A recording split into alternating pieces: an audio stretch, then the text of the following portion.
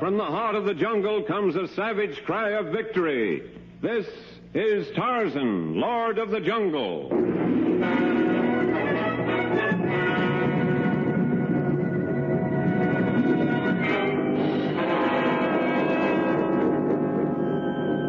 From the black core of dark Africa, land of enchantment, mystery, and violence, comes one of the most colorful figures of all time. Transcribed from the immortal pen of Edgar Rice Burroughs. Tarzan, the bronzed white son of the jungle. And now, in the very words of Mr. Burroughs, the story of the American family Robinson. Born and raised in the heart of New York's teeming Manhattan, George Robinson had always rebelled against the confinement of city life. He wanted to be able to see the open sky at night, feel the earth beneath his feet, find adventure, thrill to the excitement of travel. But marriage and a couple of youngsters had managed to clip his wings, and it was 20 years before George Robinson managed to travel at all. When he did, he found scant satisfaction. No kidding, Pearl. I'm exhausted. Taking that subway every night is plain murder. Maybe we made a mistake moving to Jersey. You want spaghetti tonight, macaroni tomorrow night, or macaroni tonight and spaghetti tomorrow night? Hey, couldn't we have a steak or some chops one night? I worked pretty darn hard, and I'm getting We can't save for that trip we're going to take someday if we put every cent you earn in our stomachs. Yeah, I know. But no matter what we do, we never seem to be able to save enough to go anyplace really exciting. 2 weeks vacation in Atlantic City once a year. The kids don't mind, George. I don't mind. You don't? Well, I do. A guy has to have some incentive to keep him working from 9 to 5, 6 days a week. Summer, winter, spring, fall. Whether he's feeling good or bad, taking a crowded subway. I know it's no fun working as hard as you do. I feel the same way. Being cook, laundress, chambermaid, and waitress for a family of 4 isn't any picnic. Oh, sometimes I think that if I have to face another fried egg before I'm half awake in the morning or wash another load of clothes, I'll scream.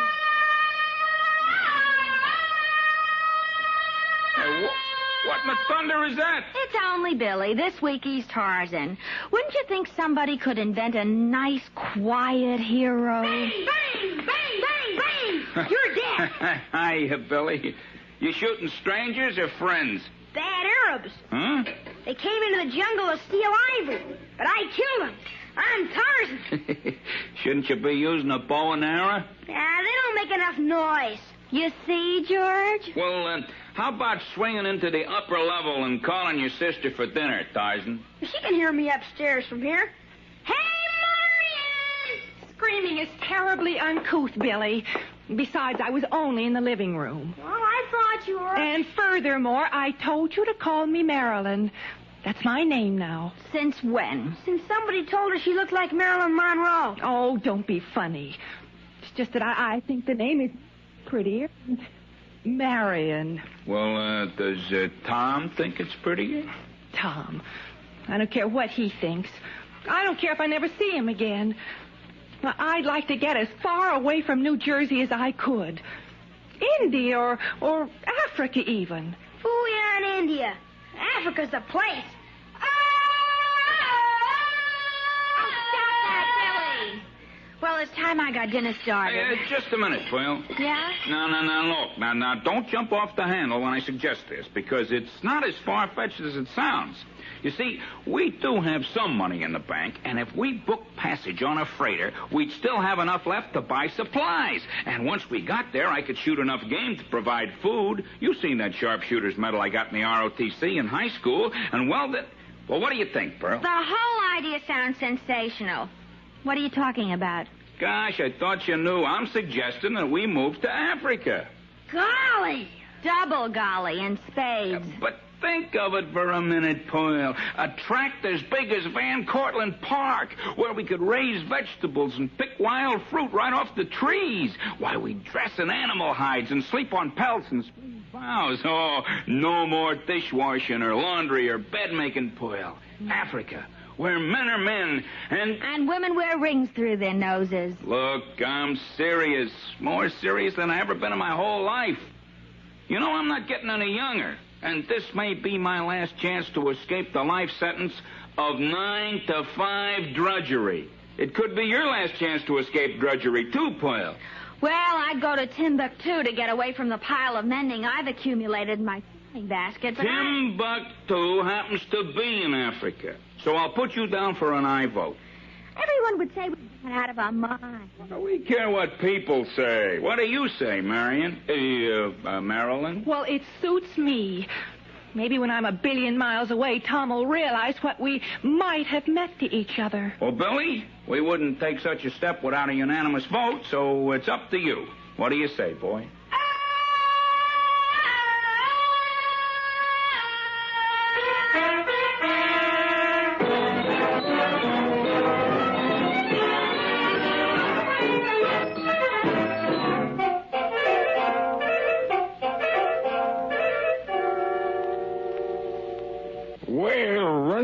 My surplus store, I outfit a lot of campers, and I guess camping out's just about the same in the Congo as it is in the Carolinas.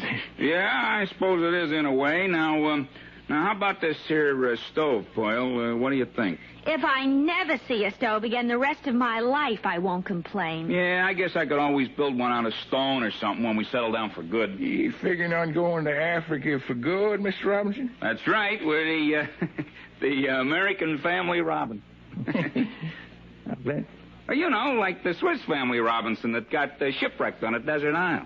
Yeah, maybe you better buy one of these here life rafts. What we need is food, just in case the jungle animals haven't heard about George's sharpshooting medal. Sure, you ought to take along a few cartons of these baked beans, a real bargain. Yeah, beans are always good to have on a camping trip.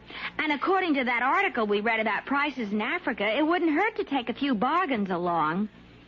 Boyle, do you think that Tarzan Billy keeps talking about is real or only in books and things? Well, so far as I know, he's only a fictional character. Why? Well, I was figuring maybe we ought to buy some glass beads and stuff like that for him, just in case he does exist and we need his help. Though it isn't at all likely. Yeah, you said it, Mr. Robinson. All that stuff about dangerous animals and savages and that voodoo business, that's nothing but pure hokum they make movies about, put on the radio. Yeah, you be as safe in the Congo as you are in New Jersey. Yes, sir.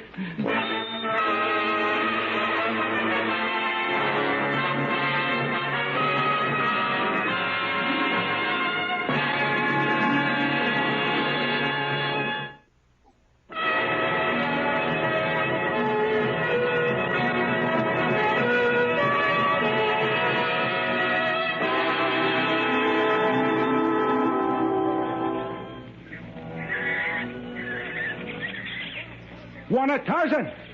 Wanna Tarzan! Ani Tiani! Barua Koa! Wanna Tarzan! Have a letter for me? Are you sure? Dio Wanna Tarzan. Barua is for you. I told no one I was coming to this section of the Congo. Runner take Barua from Liagu to Bekarata. From Bekarata, it carried by safari to Tarzan Siko's cabin. He not there, so other runner take to Punya village. Man of Punya give Barua to chief of Giora tribe. He hand to Tengiki. Tengiki find Tarzan. Well, I'm glad it was as simple as all that. How it ever reached me in 1 week, I'll never know. All who have Barua say it's much important to reach Lord of Jungle. Mm-hmm. See, I shall expect you to know how you dislike me. For my sake. What Barua say? Oh, it's from Captain Lawrence, who should know better than to ask me to play nursemaid to a group of babes in the woods. Babes? Babies, Kitoto. Kitoto's coming to jungle?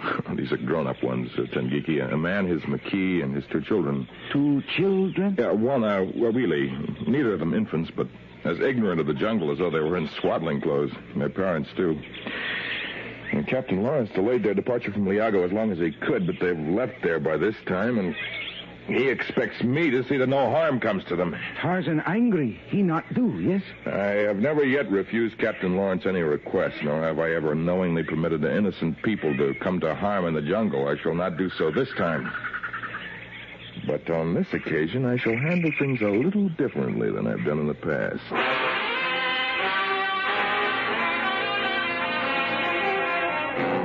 By the beginning of the following week, George Robinson and his family had covered many weary miles of jungle veldt. It was a thrilling experience for all of them, and though no askari or gun bearers accompanied them, they were without fear. They did have two bearers, and George marched bravely ahead, brandishing his rifle as he'd once seen Clyde Beatty do in a jungle picture. Behind him came the bearers, carrying a tent, numerous cases of baked beans, and a miscellany of other supplies. In their wake trod Pearl and Marion, and Billy brought up the rear, enthusiastically taking pot shots at cannibals with his cap pistol. Boss, you guys! Okay! We wait here, Bona. Boss, that's Swahili. Yeah, sure, Swahili or something like that. But they understand English. Yeah, I know, but this lets them know that I'm an old-timer that can't be taken in by any of their tricks. They've been trying to tell me they're supposed to get $1 a day, but I know the going rate's 6 cents. I read it in a book. What year was the book published, George? Bang, bang, bang, bang, bang! I just shot another cannibal. Oh, Mother, make him stop saying things like that. Stop saying things like that, Billy. Well, you enjoying our little hike, Marion? Oh, yeah, sure I am, Dad. It's only that when I used to go on Girl Scout hikes, we could always stop for a soda or something. Gee, I'm so thirsty I could... It's only a coconut, Marion. It just missed me. Guess a monkey must have thrown it down. Yeah, it sounds as though it's got milk in it. Your order for a drink was fulfilled pretty quickly, I'd say, Marion. I'll smash it against this rock over here, and then I'll... What happened? What's the matter, George? I was just leaning over to smash the coconut on that rock when something stung me hard. George! Huh? George, don't move! On that rock, a snake! Yeah, well, sure. I saw it all the time. Perfectly harmless variety. But maybe we better get moving, huh? We can have the coconut later. Never good to drink on an empty stomach.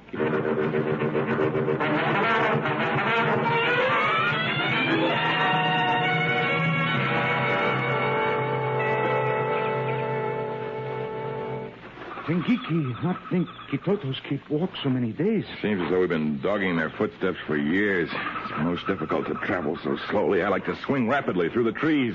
Nadio, Tarzan is Manu. I may have been raised by apes, and I may throw a coconut like a monkey, but that doesn't make me one. Tarzan almost hit girl with coconut. You needn't try to lord it over me just because you scored a bullseye with your blowgun. Matu yell much loud, yes, Tarzan? Much loud.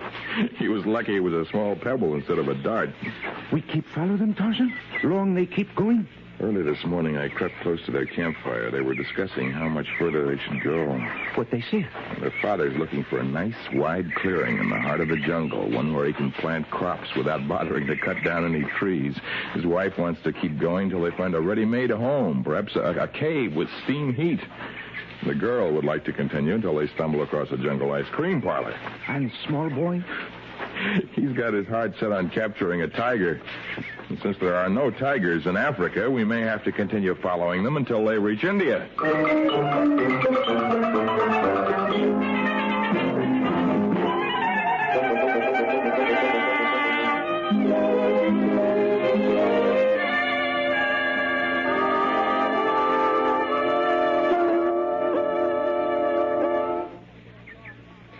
And I say we're lost, George Robinson.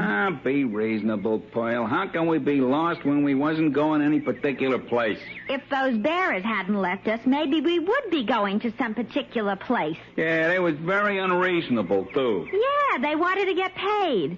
And you would have had enough money to keep them on if you hadn't squandered that $120 for a hunting license. Squandered? I had to have it so's I could shoot game. We had to have meat for our journey, didn't we? What meat, Dad? We haven't had anything but beans so far. Well, I just thought I'd better wait until we made a permanent camp before I did any serious hunting. If you ask me, you were taken for that $120, George. I bet they don't get $120 from everybody. Not with animals as plentiful as they are here. Why, there must be a lion or a panther behind practically every tree. I wish you wouldn't say things like that, Mother. You know, it's a funny thing. We keep hearing animals far away at first, and then closer. But just when it sounds like they're going to attack us, we don't hear them anymore. Must be your father's sharpshooter's metal that's frightening them away. Are we going to stand here the rest of the day, or are we going to push on? Oh, let's push on by all means. Billy, see if you can help your father with that buckshot, or whatever he calls it. Buckboard, and it's a lucky thing I'm clever with my hands. If I hadn't rigged this up, we never would have carried the supplies this farther. Now, come on, mush. I could use a little mush as a change after all those beans. Hey, Mom! Pop, Look, look! there's a thatched hut over there, just behind those trees. A brand new one that looks empty.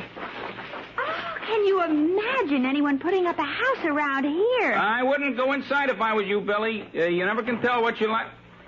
Hey, there's no one in here. Come on, George. I guess if Billy can brave it, we can go inside. Oh, sure. I only meant that... Oh, well, it's real nice. Separate rooms and everything. Let's see, I could make a kitchen back there. Well, not that I intend to do much cooking, but Now, just a minute, Boyle. Somebody must have built this house for somebody. Let's just say that Providence provided it for us. Yeah, but we just can't appropriate it. The real owners might be moving in any day now. It might still be an escrow or something. I don't care what it's in. I'm not budging another step. Well... Hey, Mom, there's a river right near here. If I slip into my bathing suit, will you wash my clothes while I go in swimming?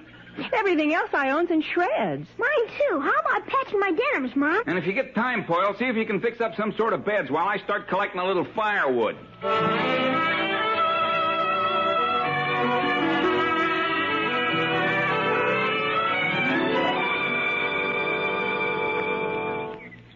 The Totos move into Hema, yes, Tarzan? Yes, the one that Providence provided. I'd say that young man feels very much at home in the way he's swinging on that door. It's good thing we build Hema much strong. Tarzan, what girl do in strange costume of native woman? Well, that's a bathing suit. And the little fool's going in swimming with a dozen crocodiles to keep her company. I'd better go... Be back in a little while, Mother. Don't worry. Matu head for jungle near where there's wild bushwalk. I better follow him then. You go down to the river and... Oh, now the boy's wandering off. And wife woman start pick poison berries from bush. Tengiki, there ought to be 6 of us to keep the Robinson family alive. Just through one day.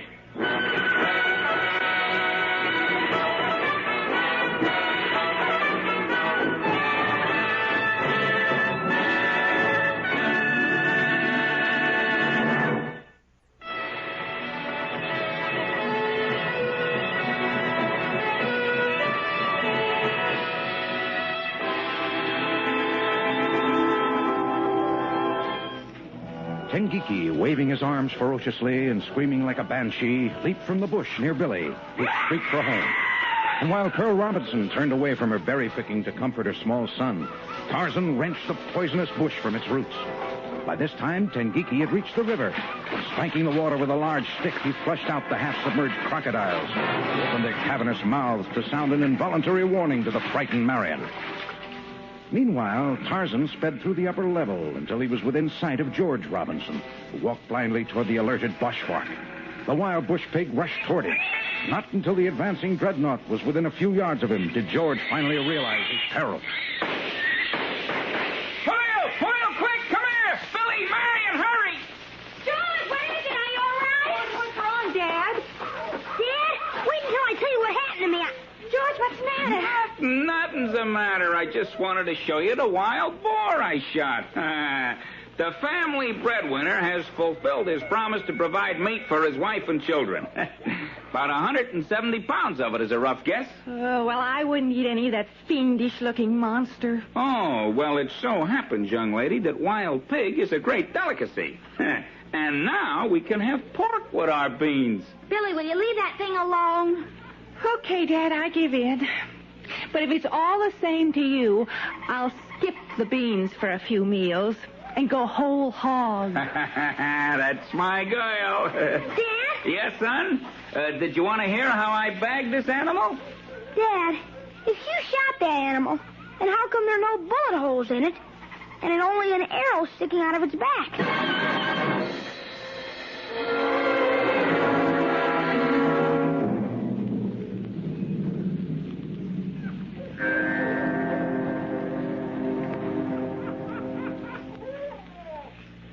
Hey, wake up, Tengiki. Oh, Come on, it's morning.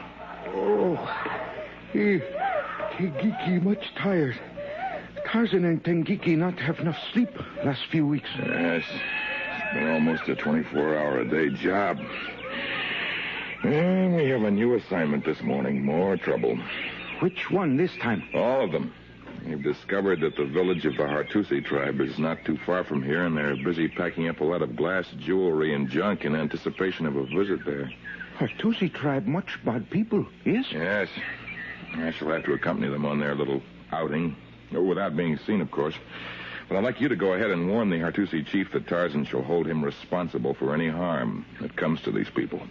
Then remain there and mingle with the crowd that greets their arrival. Stay close to them, Tengiki. They are Kitotos, but nice ones.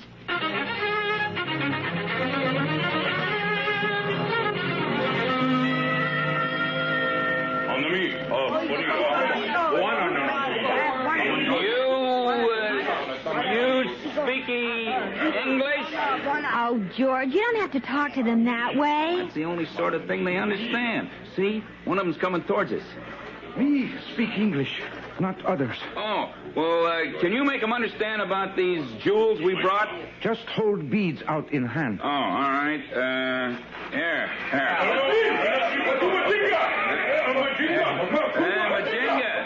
Majinga. Probably some sort of an honorary title, huh? Just like home. Every time you went in to see the boss, he used to give you a new title instead of an increase. I don't see the natives offering us any presents in return for ours, like the book said. Well, they probably think it would be an insult. They think that I'm some sort of a white god. Well, great white father, I think we better collect our family and start home. I've got to make some dishes out of that clay that Billy found before it gets all dried up. Yeah, and I'll give you a hand after I finish digging up that tree stump. Boy, I worked until midnight last night, but no soap. Those roots must go clear to China. Billy! Marion! We're ready to go, and we'll be lucky if we get home by dinner time. I hate to mention it, Poyle, but do you suppose there's anything you could do to that ham to make it edible? I've done everything but embalm it. But we won't starve to death for another few weeks unless the can opener gives up the ghost.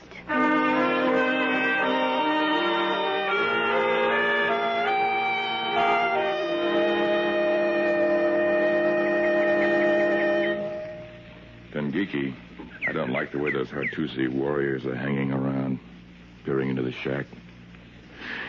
I'm going to try to find out what they want, and then go in and have a little talk with the Robinsons. Why Tarzan put brown dye on face and body? Because I'm not going to be Tarzan.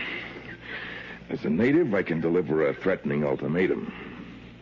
Lend me a few of your tribal ornaments, will you, Tengiki? No deal.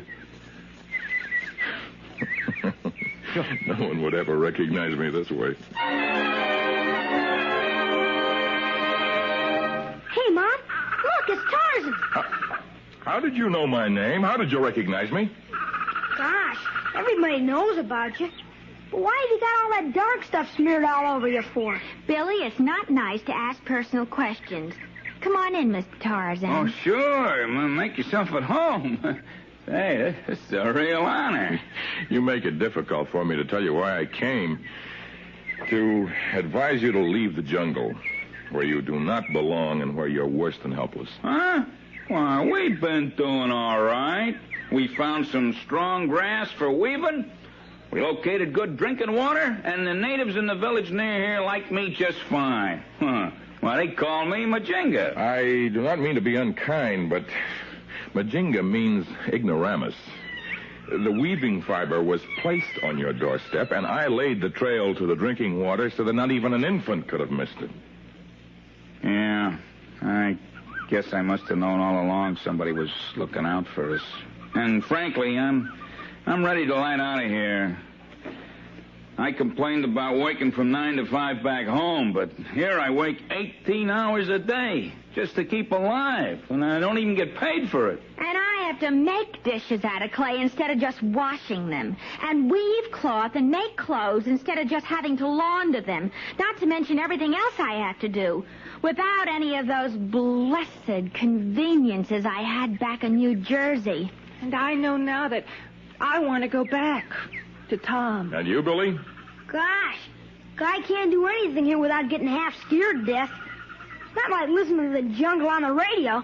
I'm ready for home. Yeah, but there's only one rub. We ain't got any money left to get home on. Oh, but you do have a mountainous pile of empty bean cans stored in your kitchen. Oh, well, there wasn't any rubbish barrel, and I didn't know what to do with them. But Well, what's that got to do with... The savages laughed at you when you gave them worthless pieces of glass when they possess many precious jewels. But they've been peering in here, admiring the shiny metal tins from which they can fashion many useful instruments and utensils. They're willing to trade this for the empty cans. A diamond? Golly Moses. Gee, even the movie stars don't have diamonds that Come big. on, let's get packed. We got to get going. A native friend of mine will escort you back to Liago, and Captain Lawrence there will help you with the sale of the diamond. I'm happy you've decided to return home for good. For good? Are you kidding? I'm going back and buy up every case of baked beans in New Jersey.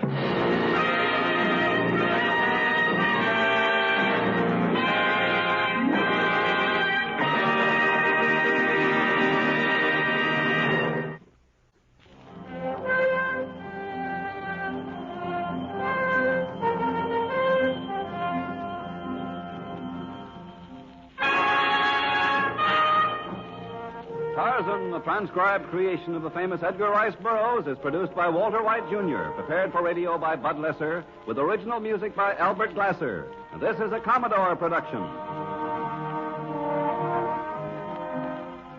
Listen to our next story, another thrilling episode of The Lord of the Jungle. Charles Arlington speaking.